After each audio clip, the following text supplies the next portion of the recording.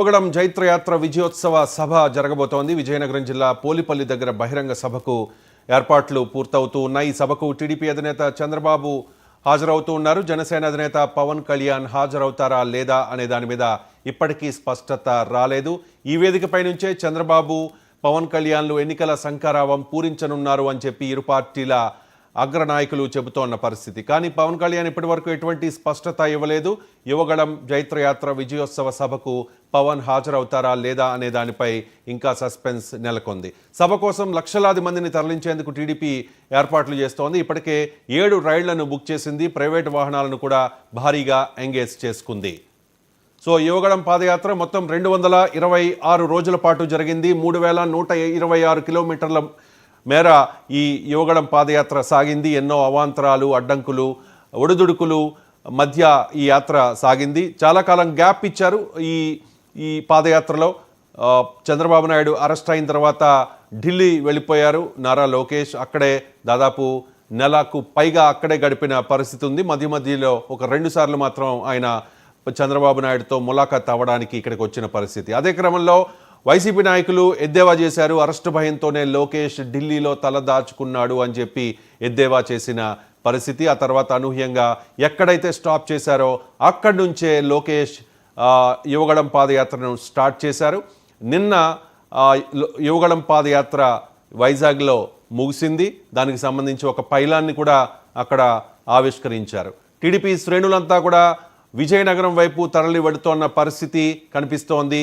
ఎక్కడ చూసినా తెలుగుదేశం పార్టీ జెండాలు రెపరెపలాడుతూ ఉన్నాయి. జనసేన పార్టీ శ్రేణులు కూడా రేపటి యువగళం విజయోత్సవ సభను విజయవంతం చేయడానికి అక్కడికి కదులుతోన్న పరిస్థితి కనిపిస్తోంది. ఇప్పటికే టీడీపీ జనసేన పొత్తు కుదుర్చుకున్నాయి. కానీ సీట్ల సర్దుబాటుపై మాత్రం ఎటువంటి క్లారిటీ లేదు. 2 రోజుల క్రితం పవన్ కళ్యాణ్తో భేటీ అయ్యారు టీడీపీ అధినేత మాజీ ముఖ్యమంత్రి చంద్రబాబు నాయుడు. దాదాపు 10 ఏళ్ల తర్వాత చంద్రబాబు నాయుడు పవన్ కళ్యాణ్ ఇంటికి వెళ్ళారు. సో ఇప్పటి వరకు పవన్ కళ్యాణ్ చంద్రబాబు నాయుడు ఇంటికి వెళ్ళడాన్ని మనం చూసాం. కానీ ఇప్పుడు పవన్ కళ్యాణ్ ఇంటికి చంద్రబాబు రావడంపై చాలా రకాల ఊహాగానాలు వస్తూ ఉన్నాయి. ముఖ్యంగా సీట్ల సర్దుబాటు అంశంపై ఒక స్పష్టత వచ్చేస్తుంది ఈ భేటీలో అని చెప్పి అందరూ అనుకున్నారు. కానీ ఆఫ్ ద రికార్డ్ చాలామంది చెప్తోన్న విషయం, యువగళం విజయోత్సవ సభకు పవన్ కళ్యాణ్ని ఇప్పటికీ ఆహ్వానించారు. కానీ పవన్ కళ్యాణ్ సుముఖంగా లేరని సమాచారం. దీంతో చంద్రబాబు నాయుడే స్వయంగా ఆయనే వెళ్ళి యువగళం విజయోత్సవ సభలో పాల్గొనాలని చెప్పి రిక్వెస్ట్ చేసినట్లుగా విశ్వసనీయ సమాచారం. మరి పవన్ కళ్యాణ్ ఇప్పటి వరకు ఎటువంటి క్లారిటీ ఇవ్వలేదు. అండ్ జనసేన శ్రేణులు అఫీషియల్గా పవన్ కళ్యాణ్ ఈ సభకు వెళతారా లేదా అనే దాని మీద ఇప్పటి వరకు అఫీషియల్గా పార్టీ ప్రకటించలేదు. సో విజయోత్సవ సభకు భారీగా ఏర్పాట్లు జరుగుతూ ఉన్నాయి. దాదాపు 226 రోజుల పాటు యువగళం పాదయాత్రలో అక్కడక్కడ బ్రేక్స్ ఇచ్చి నారా లోకేష్ మొత్తానికి పూర్తి చేసినట్టుగా మనం భావించాలి.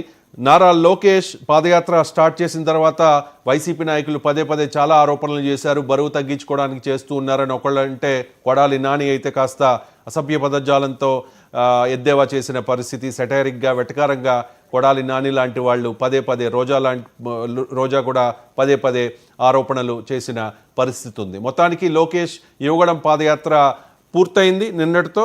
రేపు యువగళం విజయోత్సవ సభ జరగబోతోంది. ఈ సభకు సంబంధించి అన్ని ఏర్పాట్లు జరుగుతూ ఉన్నాయి. దాదాపు 5 లక్షల మందిని అక్కడికి సమీకరించడానికి ప్రయత్నాలు అయితే జరుగుతూ ఉన్నాయి. తెలుగుదేశం పార్టీ కేడర్తో పాటు జనసేన శ్రేణులు కూడా భారీగా పాల్గొనే అవకాశం ఉంది. ఇక్కడ పవన్ కళ్యాణ్ వచ్చిన విజయోత్సవ సభకు, పవన్ కళ్యాణ్ లేని విజయోత్సవ సభకు చాలా తేడా ఉంటుంది. కాబట్టి ఆ విజయోత్సవ సభ విజయవంతం అవ్వాలంటే ఖచ్చితంగా పవన్ కళ్యాణ్ ఆ సభకు రావాల్సి ఉంటుంది.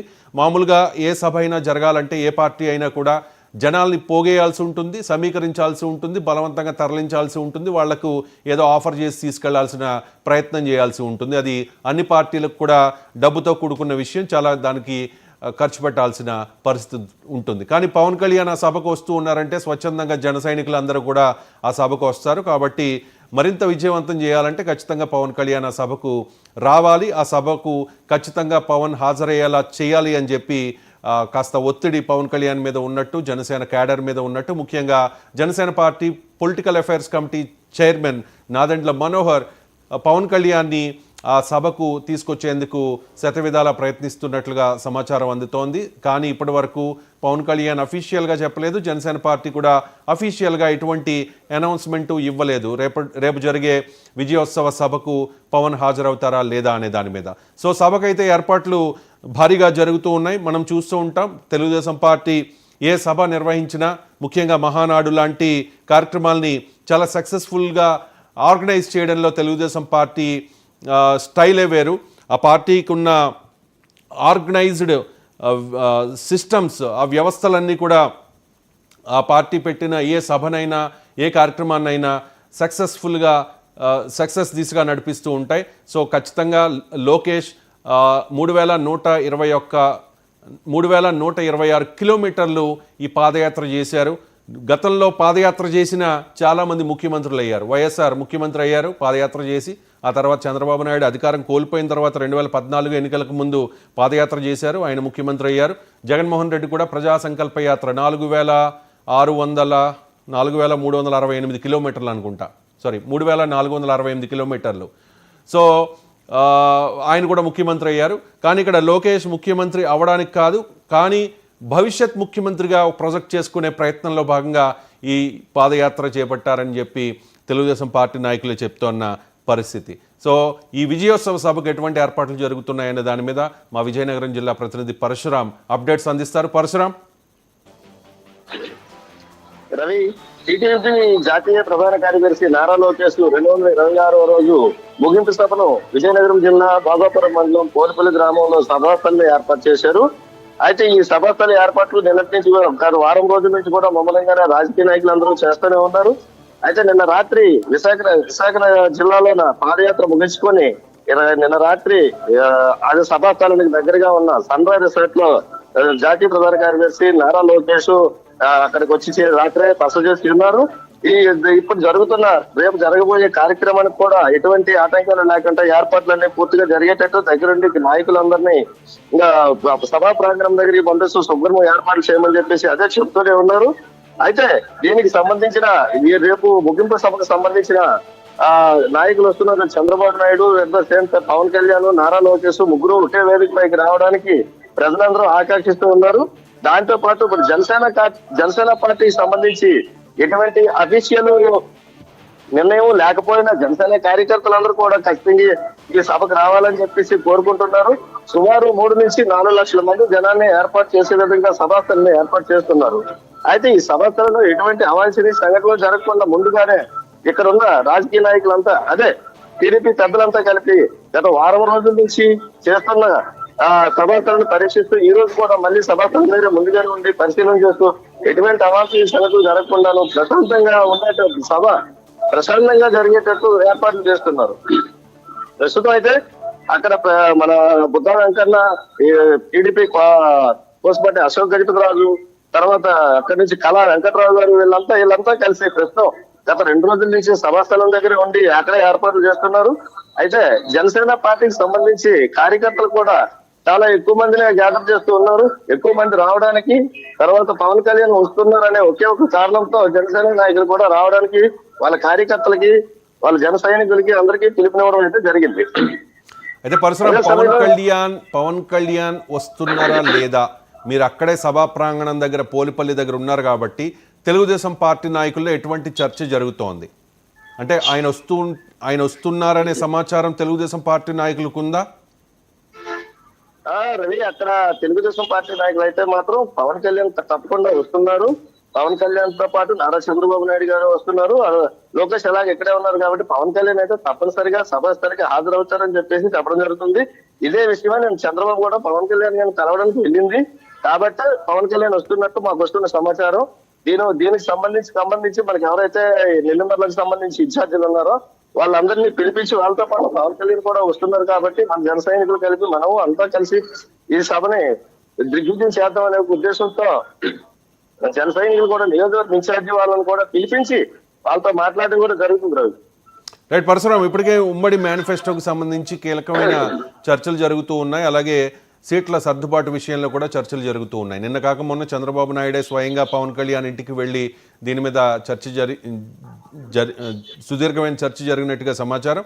సంక్రాంతి తర్వాత సీట్ల సర్దుబాటు విషయంలో ఒక క్లారిటీ వచ్చే అవకాశం ఉంది. కానీ ఈ నెంబర్స్ విషయంలో ఒక్కొక్కరు ఒక్కొక్క రకంగా మాట్లాడుతూ ఉన్నారు. 25కి 30కి మధ్యలో జనసేనకి ఇచ్చే సీట్లు ఉండవచ్చు. 2 లేదా 3 నియోజకవర్గాల్లో లోక్సభ స్థానాల్లో జనసేనకు అవకాశం ఇస్తారనే చర్చ ఒకవైపు జరుగుతోంది. తెలుగుదేశం పార్టీ నాయకులే ఆఫ్ ద రికార్డ్ జనసేన పార్టీకి అంత ఇవ్వకపోవచ్చు అని మాట్లాడుతూ ఉన్నారు.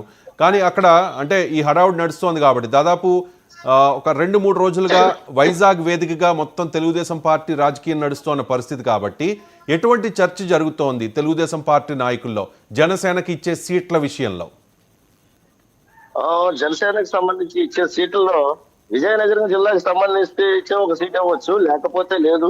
కానీ జనసేనకు సంబంధించి 22 నుంచి 25 సీట్లు తప్పకుండా వస్తాయనే ఆశాభావంతో జనసేన నాయకులు ఉన్నారు. టీడీపీ వాళ్ళు మాత్రం అన్ని సీట్లు అయితే వచ్చే అవకాశం లేదు. 20 నుంచి 15 మధ్యలో మాత్రమే జనసేనకు సీట్లు ఇస్తారు. 1 లేదా 2 ఎంపీ సీట్లు ఇస్తారని చెప్పేసి టీడీపీ నాయకులు ఒక ఆఫ్ ద రికార్డ్ చెప్పుకుంటూ ఉంటున్నారు. తర్వాత ఇది ఎక్కడి నుంచి, ఇదే సభ నుంచి టీడీపీ రాజకీయ తర్వాత ప్రస్తావన ఎక్కడి నుంచే రాజకీయం సంబంధించి అంటే ఎలక్షన్ కు సంబంధించిన ప్రస్తావన కూడా ఎక్కడి నుంచే ప్రారంభిస్తారు అనడంతో ఈ సీట్ల సర్దుబాటు విషయం కూడా అంతగా ఎవరు మాట్లాడుకోకుండా ఆఫ్ ద రికార్డ్ లో ఎవరెవరు చెప్పుకుంటూ ఉంటున్నారు తప్ప ఇది ఇంకా ఖచ్చితంగా ఇన్ని సీట్లు జనసేనకి ఇవ్వాలి, ఇన్ని సీట్లు మనం తీసుకోవాలనే ఆలోచన అయితే ప్రస్తుతం విజయనగరం జిల్లాలో అయితే జరగట్లేదు. రైట్ పరశురాం, మరింత తాజా సమాచారం కోసం మిమ్మల్ని మళ్ళీ కాంటాక్ట్ చేస్తాం. రేపు లోకేష్ యువగళం విజయోత్సవ సభ వేదికగా ఉమ్మడిగా సార్వత్రిక ఎన్నికల శంఖారావాన్ని Telugu Desam party and Janasena party 2 పార్టీలు పూరించనున్నాయి. అలాగే ఉమ్మడి కార్యాచరణ ఏ రకంగా ఉండాలి ఏంటి అనే దాని మీద కూడా రేపు ఒక క్లారిటీ వచ్చే అవకాశం ఉంది.